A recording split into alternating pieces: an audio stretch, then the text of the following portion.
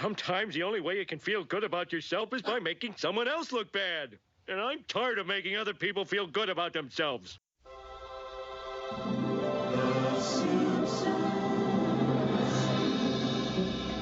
Hello, and welcome to the Simpsons Countdown, the podcast where we go back to the beginning and watch all of The Simpsons to trace its creative evolution and count down, finding the exact moment in which the show began to suck.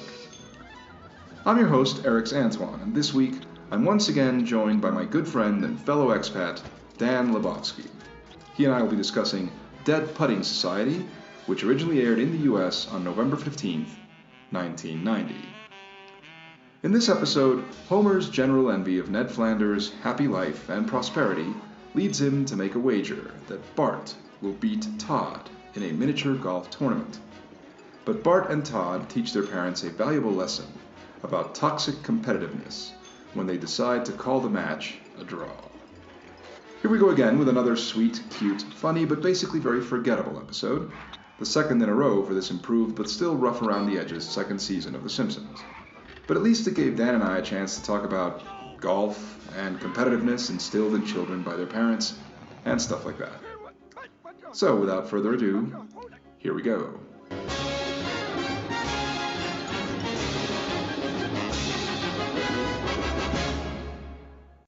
So how you doing? Welcome back. Well, thanks for having me back. We're here talking about Dead Putting Society. Do you know or care about golf at all? Nope. I like mini golf though. That's what we see in the episode.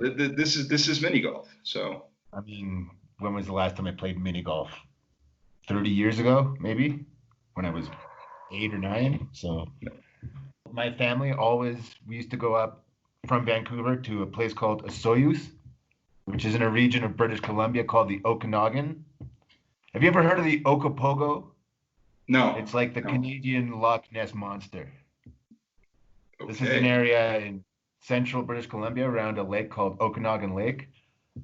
And they say there's a dinosaur in there. I don't know. But anyway, we used to go up to my parents still go up there every summer. They have like a timeshare there. We used to rent a house up there. And yeah, used to play mini golf up there. So they had like a mini golf course up in the mountains, like It was part of, it's like a nature park or whatever.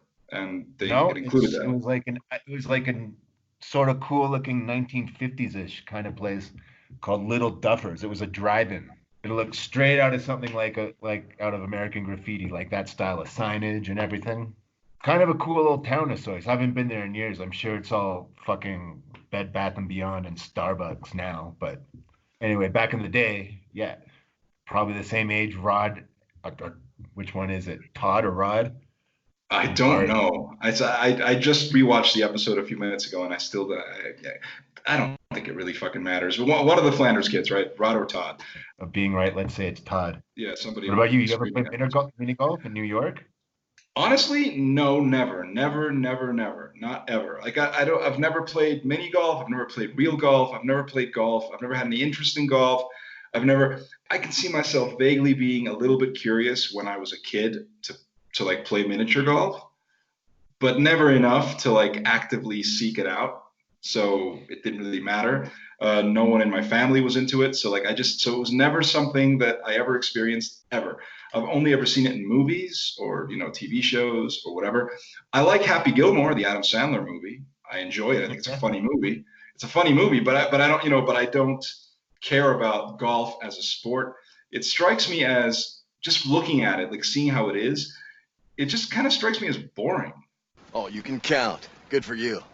And you can count on me waiting for you in the parking lot. I have played like real golf a few times.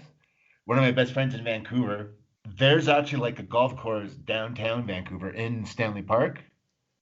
It's 9 holes. It's par 3. It's cheap.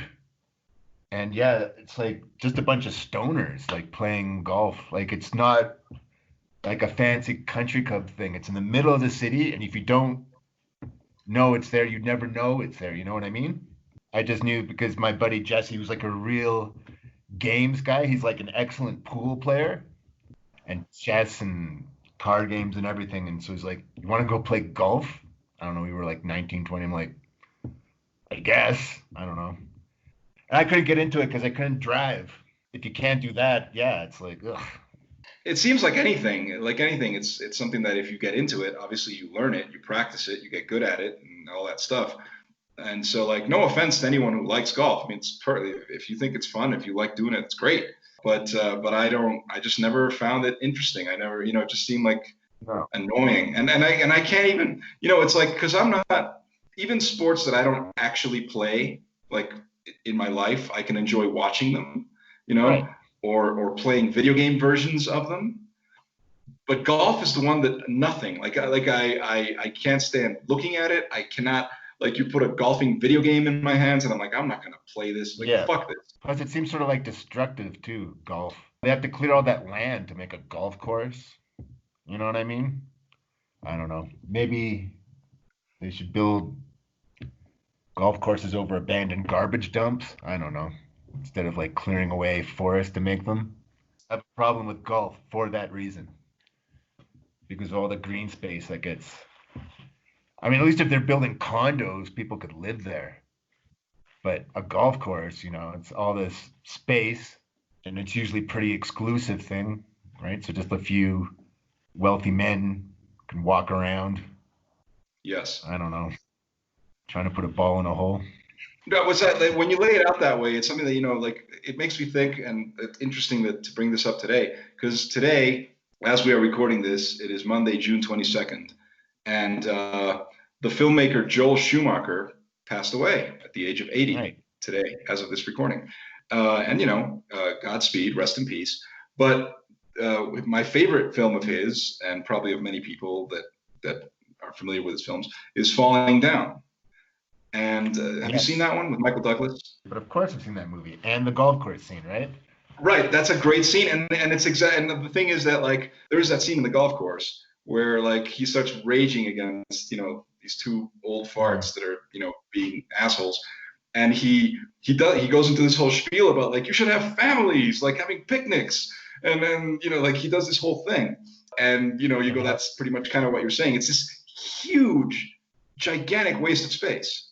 They try shooting golf balls at him, right? Then he gets pissed off. Well, right. It's like he's like just walking through, and they're like nobody said you could play through, or like whatever it is, and he's like, I'm just walking through. It's like, don't worry, I'll be out of your hair in a minute. And then they try to, like, they start like shooting their golf balls at him, and he gets all pissed off, and he like takes out his shotgun and like blasts the golf cart, and sends it into like a lagoon. Yeah. And now you're gonna die wearing that stupid little hat. How does it feel? But that's the thing, like, golf, exactly, like all that, it's never interested me, and I've never thought about the environmental part of it until we're just talking about it now. But you're absolutely right.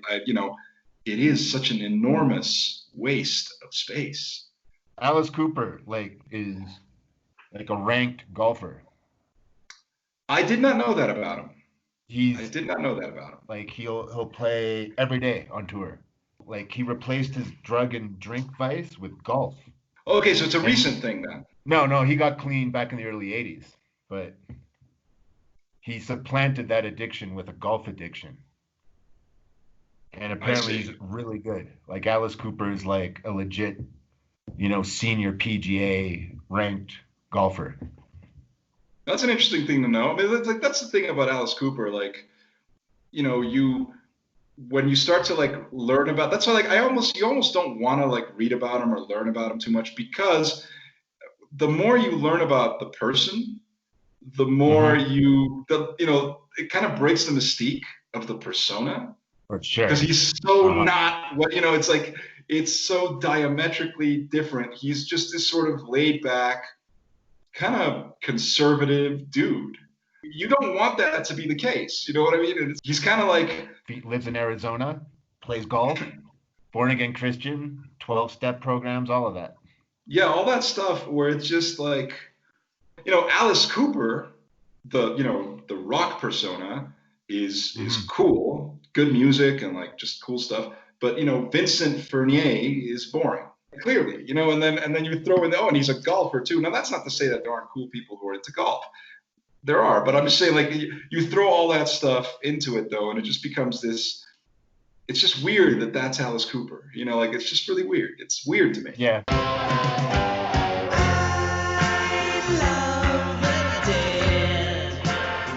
But anyway, this episode is cute. It's funny. It's not one of my favorites. I mean, it has its moments, like anything else. It has. I think the setup is entertaining. The whole, let's say, the first act of the episode, where Homer displays once again, like, this is the first episode, the first real episode that's devoted to Flanders. Because although he popped up a couple of times as a background character in a few episodes in the first, and even before, like in the first season, this is the first one where, like, you have a whole story kind of built around them, and then you get to see his house, his family. You know, it's like it really gets into him and sort of starts to establish who Flanders is, the Flanders that we would come to know as we watch the show. Like, there's some things, like this early version of Flanders has a game room in his basement. Yes. With beer on tap, which I don't think later Flanders would have. Yeah, it makes you think. I mean, because the thing is, like, one of the early episodes, like in the first season, there was the episode where they go camping, and in the original, like in the beginning, Flanders shows up with this huge RV that's got like satellite television and all this, and it's like very ostentatious and all of that. And this seems to be like a continuation of that theme, that Flanders just happens to be a very prosperous, successful guy who, like, has cool shit. And so, like, it makes sense that the guy who owns that cool RV would also have this awesome, like, basement game room with like all the trim, basically like a bar in your house. You know what I mean? Like, you got a great bar, you got games, you know, imported beer on tap, and like just like what you would want to have. You know, if you had that kind of luxury, if you could afford that, you would want to have something like that in your house. I guess, you know, a cool place to hang out and have some beers and play some games. I mean, it makes sense. He's like that prosperous suburban. As you come to know him, like, you can't imagine him being like a beer guy. Well, I mean, as the character develops, you know, I mean, yeah, you could imagine him drinking a beer, you know, but not this. He's not the sort of guy who would like have like a whole bar in his. I mean, you know, it makes you wonder, because it does already establish that he has close ties to his religious aspects. You know, because he after they have the argument, he calls Reverend Lovejoy in the middle of the night, you know, expressing his troubles, that he feels bad that he didn't act neighborly towards Homer, even though he was perfectly right, but because Homer was acting like a complete jackass. So he was well within his rights to kick Homer out of his house. However, you know, he wants to be the better person. He thinks that was wrong of him, and like whatever. So I think so it's already establishing that Flanders is a nice guy. Simpson, I'm afraid I'm going to have to ask you to leave. I hope you understand. One thing that I noticed, like, you know, when Flanders writes that letter, essentially apologizing to Homer for kicking him out of his house, even though, again, like, I think he's perfectly right to tell him to get out of his fucking house.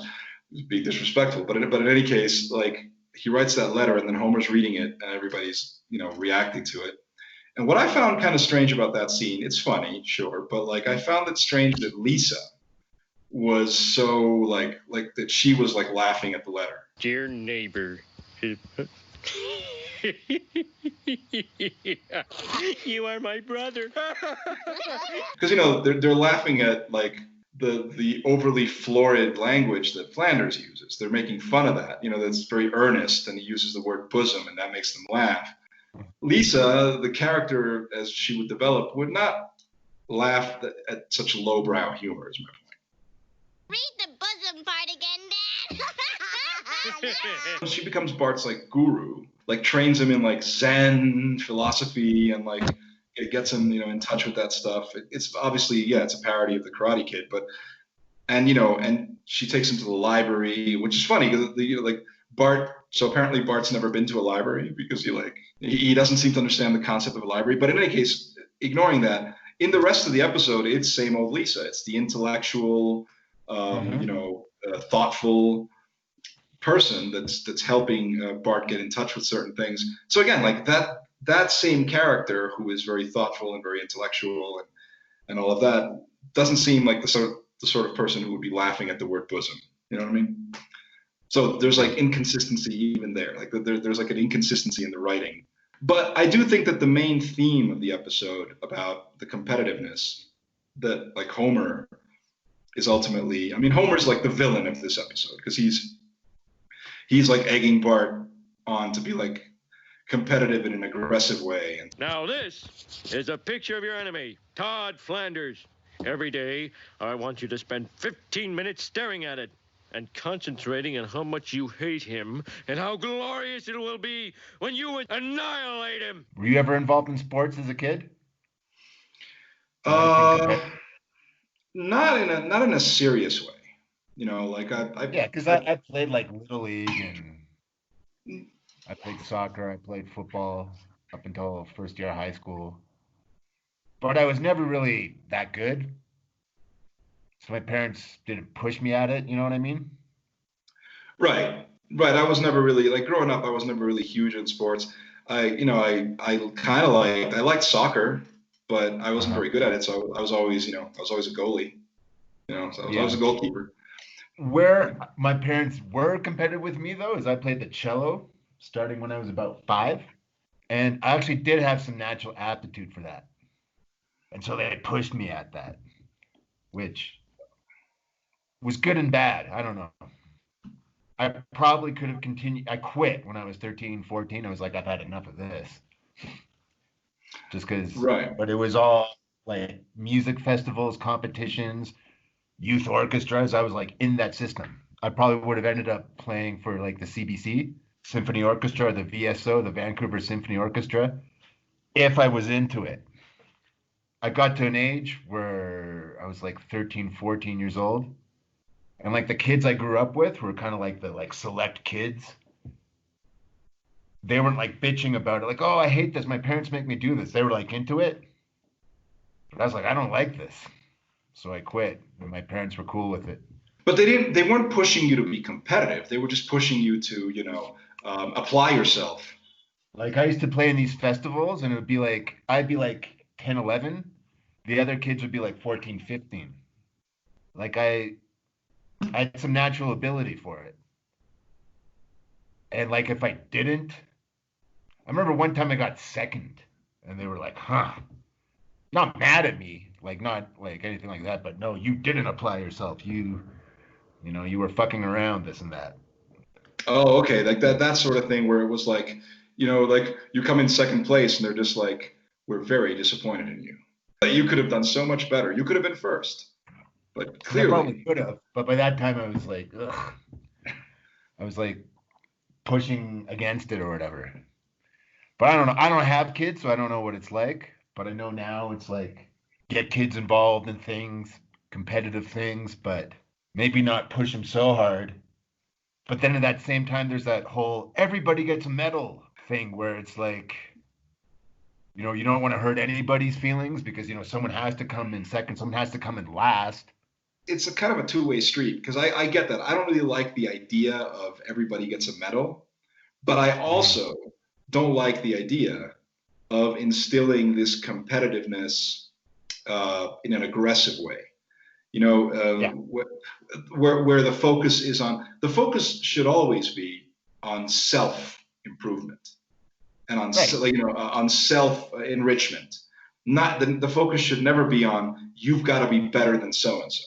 Another back I was probably 10 or 11 and there was like an school district sports day, like track and field, and there was like I don't know how many laps around the oval. I don't know, maybe like 800 meters. I don't know. That seems like a long way for kids to run. Anyway, long story short, I came dead last in the district. Wow. Okay. And how did that make you feel? Horrible, Right. And so there's something to be said for the mentality of quote unquote everybody gets a medal. But I think more than everybody gets a medal, I think what they should do is maybe take that concept away, the whole concept of medals. Again, the focus should just be on self-enrichment. But yeah, obviously in a race, in competitive sports, that's just the way it is. There's going to be a winner and there's going to be a loser.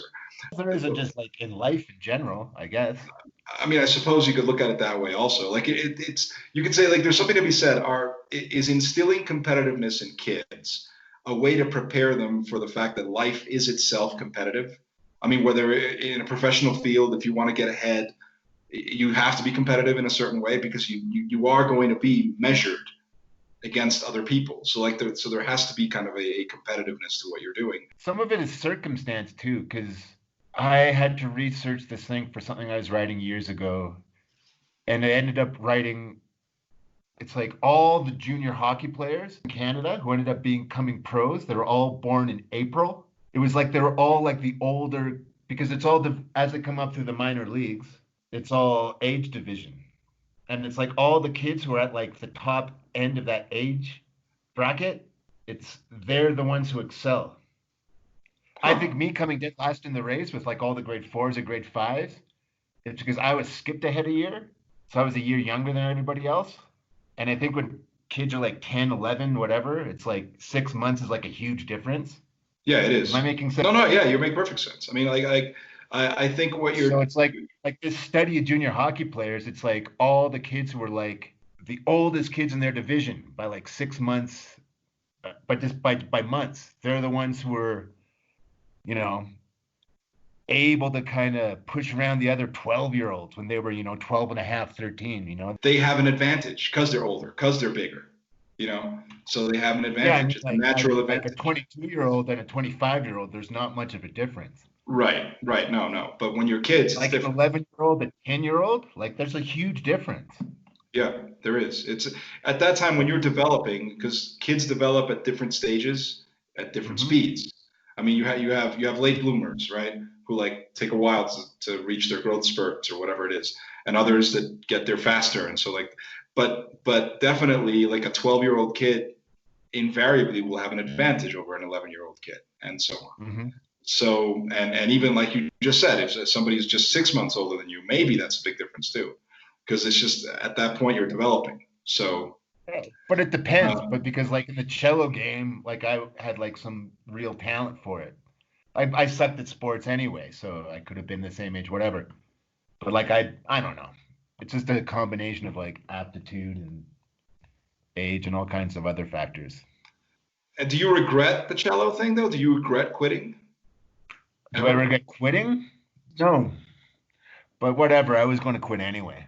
But by that time, I'd already switched over to other instruments. I mean, do I wish I was like more of like a polished classical musician? Because I still play music. Yeah, right. Probably I do. The other day, I follow this Twitter feed. It's like musicians, their death dates. I don't know. Okay. And a few days ago, it was Nick Drake, the guitar player from the 70s. It was his, it was 46 years ago today, Nick Drake died. And very good finger style, lots of open tunings, finger style guitar playing. And I used to play some of that shit back when I was in high school. And it's like, I could probably polish this stuff up. And I started poking around YouTube, and I found this one guy who's younger, probably early mid-20s, has studied classical guitar at university, at like a university level, and like broke down Nick Drake's, like his tone, like the type of strings he uses, how dead his strings are, like how often he changes strings, the length of his fingernails. And just, technically perfect, which was, I was envious of that because I could play it, but kind of fudge my way through it a bit, sort of fake it. So you're saying that maybe if you had stayed with the cello and become like a classical musician, but how do you reconcile that with your actual taste in music? Because do you like classical music? Do you like chamber music like that? Do you enjoy that? Yeah, I do. Honestly, it was kind of stressful playing the cello growing up. So like I can hear some like cello music in a movie or a commercial or stuff, and it'll kind of stress me out a little. Like if it's one of the famous like Bach cello pieces or something, I'll be like, ugh. Right. Well, there is that one that they always use in like they use it all the time in movies to like I think it's a Bach piece, and I couldn't tell you which one it is, but what it's called.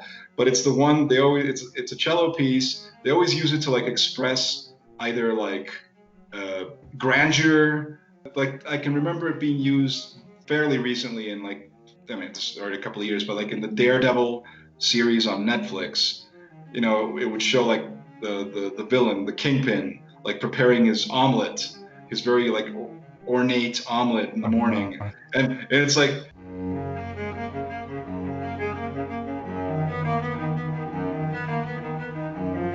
yeah, so I could be like, yeah, that's I could see how that might make somebody who's like nervous, like I could see how that might make somebody like you who has memories of stressing out trying to learn that just nervous, you know.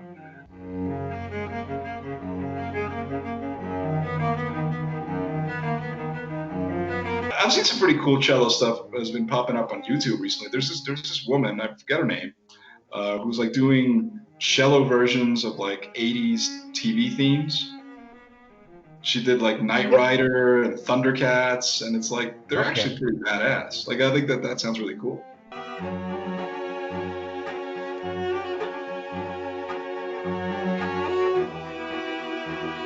So, okay, so you don't necessarily regret it.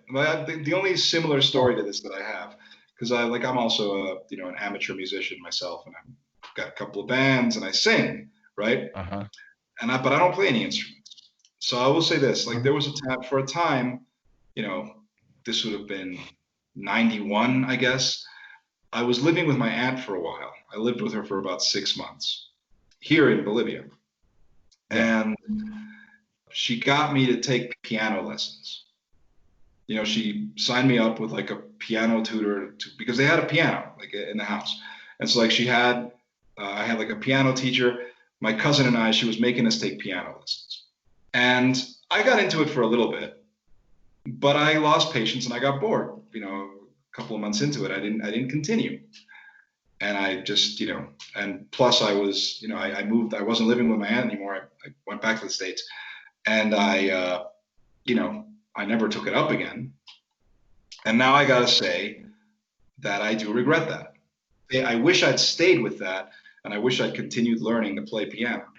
Was it the teacher, maybe? No, the teacher, I don't remember having any problem with the teacher or anything. I think it was just me being a dipshit, you know, and who at that moment just wasn't interested in it. I just didn't feel like doing it. You know, I was like, I'd rather just play video games or like whatever. I didn't, like at that moment, I didn't have any inclination that I was ever going to get into music. Like it wasn't something that at that time I thought about.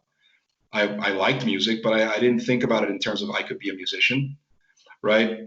And so, like, I didn't get into singing much later.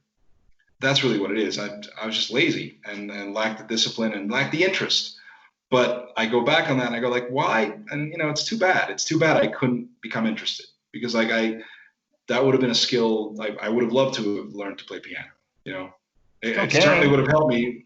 I guess I still can, but it's like I mean, you know, I'm 43, so it's like I'm not gonna unless I get like a Groundhog Day situation like Bill Murray, who becomes like in the movie Groundhog Day. You know, Bill Murray becomes a very you know able pianist in you know what we have to assume is years that he is repeating the same day over and over again. So like, and what we have to assume must be, you know, 10 years of him just like going at it. Yeah. You know, but I don't know that I could at this point become that able with any instrument.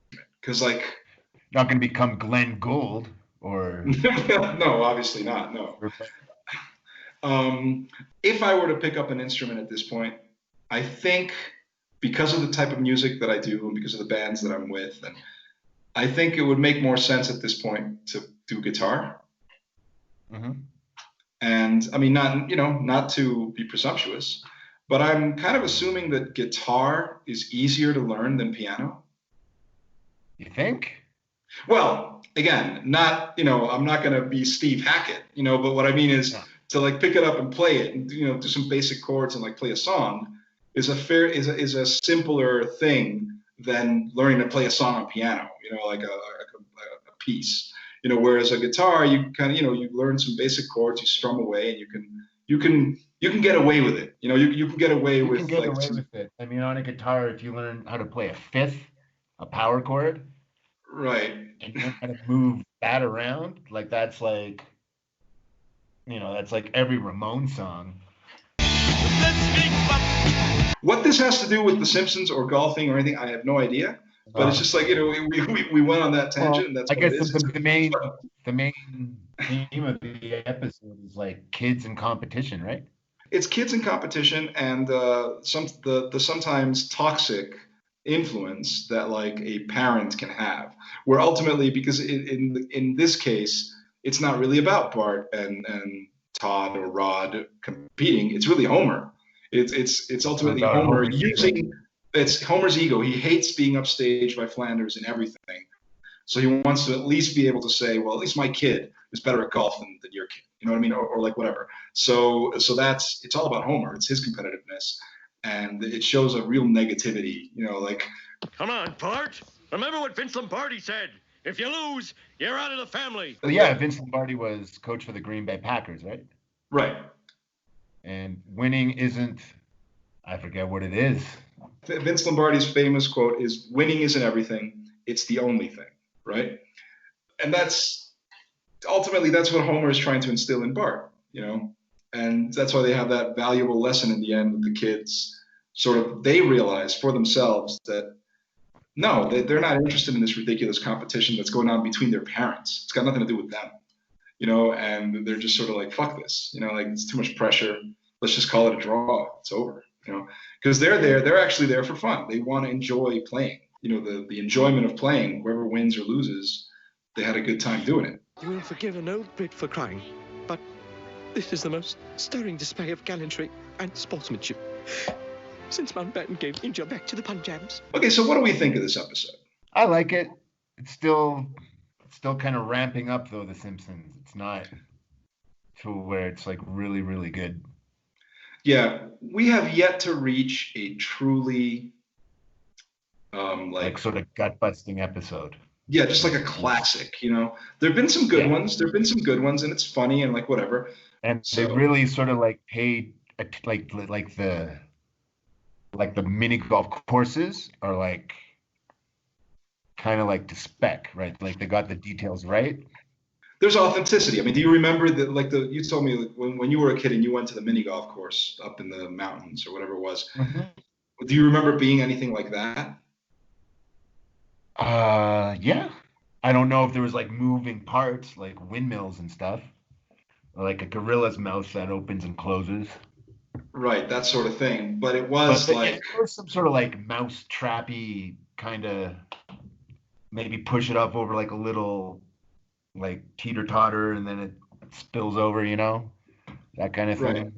No, there's like a Rube Goldberg element to miniature golf. I think there are these elaborate designs, where you like the ball goes into this thing and comes down a chute, and like to get to, it's like this whole thing. So there's that fanciful element to miniature golf because it's more about the fancifulness of it. It's not, it's not real golf. It's like toy golf. Mm-hmm. And, so you're putting it, it's sort of golf designed for kids essentially. And, where you're having fun because of all what you just said, the whole like cool contraptions and all this stuff that's there. And and anytime I see it, anytime I see pictures or whatever, I mean, again, I've never done it, but it seems like it's something that kids could like, I guess. If somebody brought it up now, like, let's go play mini golf, and there was a place to go, I'd go. No, but I agree with you. This episode's okay. It holds up. I think in the sense that it's funny. Like you watch it and it's funny, but it's not one that I ever.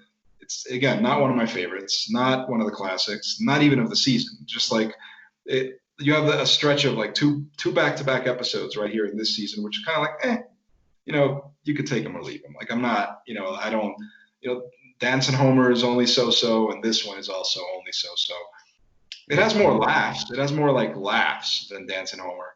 And it's like the first one where Flanders is actually more than just a background character, right? Yeah. It's the one where. Yeah. If I was gonna recommend it to anyone, I would just say like if you're somebody that really likes Flanders, as a character, yeah, you could see this. I mean, it's his first episode. How did Ned become so prosperous, though?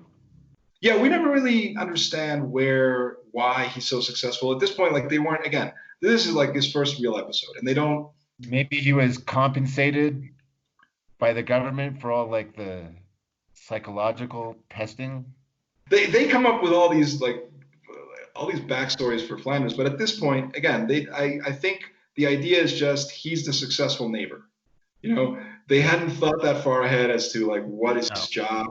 You know, I'm sure that at the time they would have said, I guess if we eventually show what he does, at that time they might have thought it should be something that would logically lead to somebody being, you know, prosperous enough to be able to afford this stuff. I don't think they ever thought about it to the extent he was just supposed to be a foil for Homer. You know, he's the successful neighbor, pisses Homer off, and that's ultimately all it is. He's his foil, but he's not really like a bad guy. So also like it's not unsympathetic. You know, he's never antagonistic towards Homer. It's always Homer's the jackass who has to like antagonize him and all that. And so, you know, I don't know if they thought that far ahead, but it's kind of funny, I guess. I mean, it's a funny episode. It has its moments. It's kind of cute, but not particularly memorable. I mean, no. Like the only really memorable scene, and anytime before I watched it, I did not remember this episode at all. Like I saw the title and I was like, what is this? And then Bart, and I didn't even remember the episode, but what I did remember from watching it was the whole first part. You know, when Homer goes to his to have beer at the house and kind of like explodes on him. That I remembered. And I always remember that sequence. You've been rubbing my nose in it since I got here. Your family is better than my family. Your beer comes from farther away than my beer. You and your son like each other. Your wife's butt is higher than my wife's butt. You make me sick. You know, Homer would be canceled for speaking that way. So yeah, this is pretty cool. You know, thanks for joining me. And I'll have you back here again in a few weeks. For sure. Yeah. So that's it for this week's installment of the Simpsons Countdown. Thank you for joining us. If you enjoyed this, please give us a like. If you haven't yet, go ahead and subscribe. If you have a minute, a brief review might actually help boost the podcast's profile on whatever platform you're listening to it on. And if it isn't too much trouble, please do share this with all your friends, both virtual and actual, on social media. Your support by spreading the word is much appreciated. I'm Erix Antoine, and I'll be back next Thursday evening to talk about Bart versus Thanksgiving, in which Bart ruins Lisa's centerpiece and therefore spoils the entire family's dinner. My good friend Troy Anderson will be making his Simpsons Countdown debut with that episode, and it's going to be a very interesting talk. I hope you'll join us. Until then, stay safe out there and continue observing your biosafety and social distancing protocols, because whether your area is opening up or not, we're not quite through this thing. And we need everyone to do their part, keeping themselves and everyone else healthy. And we'll get through this in due time. Thank you for listening. See you next week.